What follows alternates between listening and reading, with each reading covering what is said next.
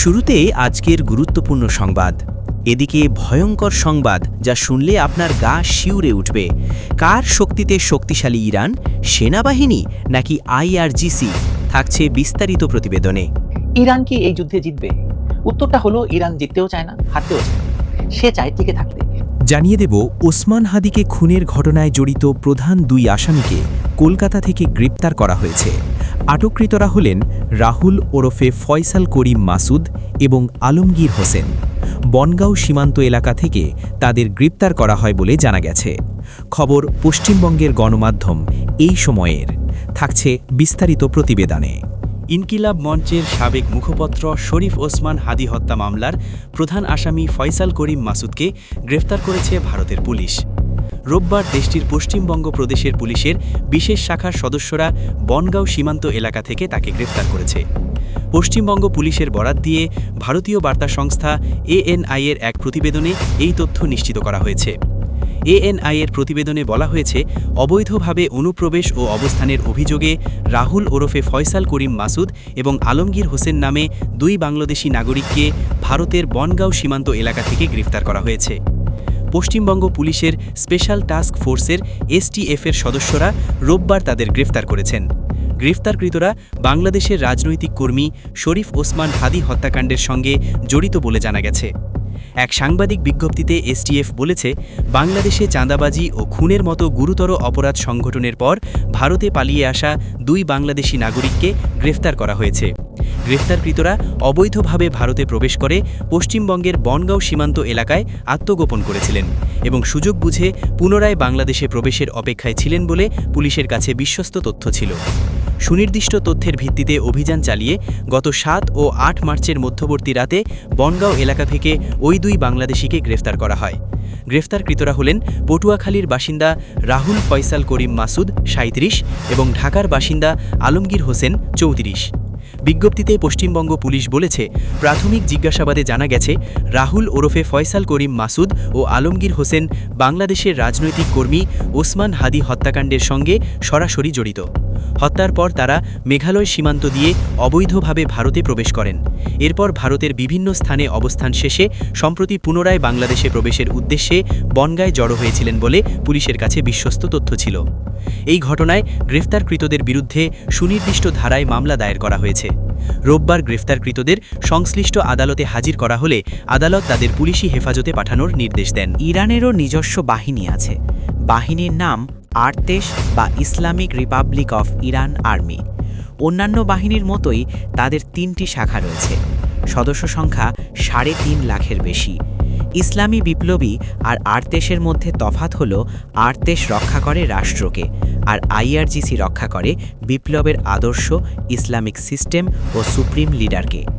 ১৯৭৯ থেকে ইরানে রয়েছে একটি বিপ্লবী সরকার, তাই ইসলামিক রেভলিউশনারি গার্ড কর্পস মহাশক্তিশালী হয়ে উঠেছিল। তারা এখন শুধু সেনা নয়, একটি সমান্তরাল সামরিক ও রাজনৈতিক ও অর্থনৈতিক শক্তি। ইসলামিক রেভলিউশনারি গার্ড কর্পসের নিজস্ব স্থলবাহিনী, নৌবাহিনী ও বিমান বাহিনী রয়েছে। রয়েছে নিজস্ব গোয়েন্দা শাখা এবং সবচেয়ে আলোচিত কুদস ফোর্স। ১.৫ থেকে ২ লক্ষ সক্রিয় সদস্য রয়েছে ইরানের ইসলামী বিপ্লবী গার্ডে। এছাড়া বাসিজ নামে একটি প্যারামিলিটারি ফোর্স বা বাহিনী আছে ইরানের। এই প্যারামিলিটারিতে মূলত ইরানের নিয়মিত কোনো সেনাবাহিনী নয়, কিন্তু তাদের প্রশিক্ষণ দিয়ে রাখা হয়েছে যাতে প্রয়োজনে দেশের স্বার্থে তাদের মাঠে নামানো যেতে পারে। ইসলামী বিপ্লবী গার্ডের সবচেয়ে আলোচিত ইউনিটের নাম কুদস ফোর্স। বাহিনীতে ৫,০০০ থেকে ১৫,০০০ সক্রিয় সদস্য রয়েছে। এই ফোর্স মূলত ইরানের বাইরের কার্যক্রম পরিচালনা করে। সেই কার্যক্রমের মধ্যে শ্যাডো ওয়ার বা ছায়াযুদ্ধ অন্যতম। মধ্যপ্রাচ্যের সংঘাতে আমেরিকা ও ইসরায়েলের মাথা ব্যথার কারণ হয়ে উঠেছে আইআরজিসি। বলা হচ্ছে, আমেরিকা তাদের মাথার ভার হালকা করতে ২০২০ সালে ড্রোন হামলায় কুদস ফোর্সের প্রধান কাসেম সোলাইমানিকে হত্যা করা হয়। এই ঘটনা সরাসরি যুক্তরাষ্ট্র ইরান উত্তেজনা বাড়ায়।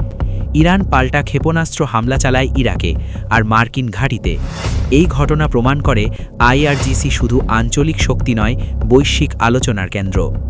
এই কুদস ফোর্সের মূল ছায়াযুদ্ধ চলে ইসরায়েলের মোসাদের সঙ্গে।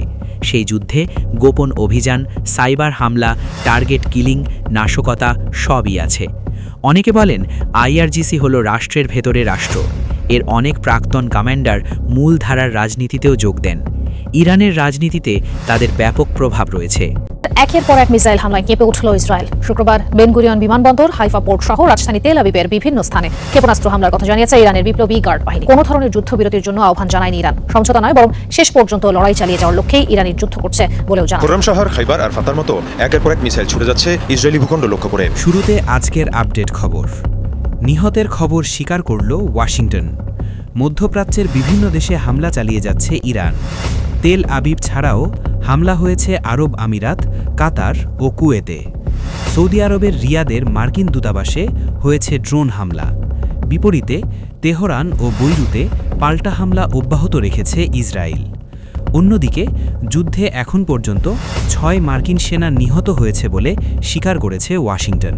যুদ্ধের কারণে বাংলাদেশি প্রবাসীদের আহাজারি, একটু পরপর সাইরেন, মাথার ওপর দিয়ে মিসাইল যাচ্ছে, এমন পরিস্থিতিতে কখনো পড়িনি। প্রবাসীদের কষ্ট থাকতে বিস্তারিত প্রতি ইসরায়েলিদের রুট। মিশরের তাবা বিমানবন্দর ইসরায়েলের সঙ্গে মিশরের সীমান্তে অবস্থিত ছোট রিসোর্ট শহর তাবা বর্তমানে ইসরায়েলের ও বিদেশি নাগরিকদের পালানোর জন্য একটি গুরুত্বপূর্ণ ট্রানজিট হাবে পরিণত হয়েছে। ইসরায়েল যুক্তরাষ্ট্র যৌথ আগ্রাসনের বিরুদ্ধে ইরান পাল্টা জবাব দেওয়া শুরু করলে ইসরায়েল তার আকাশসীমা হামলার জবাবে মধ্যপ্রাচ্যের দেশ কাতার, কুয়েত, সৌদি আরব, সংযুক্ত আরব ও বাহরাইনে যুক্তরাষ্ট্রের ঘাঁটি লক্ষ্য করে প্রতিশোধমূলক পাল্টা ক্ষেপণাস্ত্র ও ড্রোন হামলা চালাচ্ছে ইরান। এই হামলার ফলে ওই দেশগুলো বিমান চলাচল বন্ধ ও সাময়িক স্থগিত হয়েছে। মধ্যপ্রাচ্যের দেশগুলোতে ইরানের প্রতিরক্ষামূলক হামলায় এখন পর্যন্ত 2 জন বাংলাদেশি নিহত হয়েছে এবং বেশ কয়েকজন প্রবাসী বাংলাদেশি আহতও হয়েছে বলে জানিয়েছে বাংলাদেশের বৈদেশিক কর্মসংস্থান ও শ্রম কল্যাণ মন্ত্রণালয়। যুক্তরাষ্ট্র ইসরায়েলের সাথে ইরানের এই যুদ্ধে প্রবাসী বাংলাদেশিদের মধ্যে চরম আতঙ্ক বিরাজ করছে। প্রবাসে বাংলাদেশের সবচেয়ে বড় শ্রমবাজার মধ্যপ্রাচ্যের দেশগুলো। এই যুদ্ধের ফলে দেশগুলোতে অবস্থানরত প্রবাসী বাংলাদেশিরাও বেশ উদ্বিগ্ন। মঙ্গলবার কুয়েত থেকে মাহফুজ রাকিব নামে একজন প্রবাসী বাংলাদেশি বিবিসি বাংলাকে বলেন, একটু পরপর সাইরেন, মাথার উপর দিয়ে মিসাইল যাচ্ছে, এমন পরিস্থিতিতে কখনো পড়িনি। আমার বাসার ঠিক ওপরে দেখতে পাচ্ছি এয়ার ডিফেন্স সিস্টেম দিয়ে মিসাইল ইন্টারসেপ্ট করা হচ্ছে। আমরা চরম আতঙ্কের মধ্যে আছি। মধ্যপ্রাচ্যের ওই দেশগুলোর মধ্যে অন্তত 4টি দেশের প্রবাসী বাংলাদেশিদের সাথে কথা বলেছে বিবিসি বাংলা। দেশগুলোতে অনেকে নির্মাণ শ্রমিক হিসাবে কাজ করেন। নাম প্রকাশ না করার শর্তে কাতারের সেখানকার একজন নির্মাণ শ্রমিক জানান, গত শনিবার ইরান প্রতিরক্ষামূলক হামলা শুরুর পর প্রথমে তাদের কাজ চালিয়ে যেতে বলা হয়েছিল। পরে মিসাইল হামলা বাড়তে থাকলে সিদ্ধান্ত পরিবর্তন করে কর্তৃপক্ষ। গত 3 দিন ধরে তাদের সব কাজ বন্ধ রয়েছে। তাদের অনেকেই বলেছেন, এই যুদ্ধ যদি আরও দীর্ঘায়িত হয় তাহলে মধ্যপ্রাচ্যের শ্রমবাজারগুলোতে ব্যাপক পথ ব্যবহার করছেন। গত 28 ফেব্রুয়ারি ইসরায়েল ও যুক্তরাষ্ট্র প্রথম হামলা শুরু করার পর থেকে হাজার হাজার যাত্রী তাবা সীমান্ত ক্রসিং দিয়ে উভয় দিকেই যাতায়াত করছেন। কেউ কেউ ইউরোপ সহ অন্যান্য গন্তব্যে ফ্লাইট ধরতে মিশরে প্রবেশ করছেন। আবার অনেক যাত্রী তাবার ছোট আন্তর্জাতিক বিমানবন্দরে নেমে বাসে করে ইসরায়েলে প্রবেশ করছেন। যাত্রীদের চাপ সামাল দিতে তাবা বিমানবন্দরটি আবার চালু করা হয়েছে। যাত্রীদের ব্যাপক আগমনে সাধারণত লোহিত সাগর তীরবর্তী শহরটি এখন ব্যস্ত ট্রানজিট পয়েন্টে পরিণত হয়েছে। বিভিন্ন দেশ তাদের নাগরিকদের সরিয়ে নেওয়ার ব্যবস্থা করছে এবং বিমান সংস্থাগুলো আঞ্চলিক ফ্লাইটগুলোর রুট পরিবর্তন করছে। ইসরায়েলের আকাশসীমা বন্ধ হওয়ার একদিন পর 1 মার্চ ইসরায়েলের বিমান সংস্থা আরকিয়া তাবা ও এথেন্সের মধ্যে ফ্লাইট চালুর ঘোষণা দেয়। পরবর্তীতে সংস্থাটি জানায় ইউরোপের 6টি গন্তব্য থেকে তাবায় ফ্লাইট পরিচালনা করা হবে। পাশাপাশি একটি সাইপ্রিয়ট ও একটি গ্রিক এয়ারলাইনও কয়েকটি রুট পরিচালনা করছে।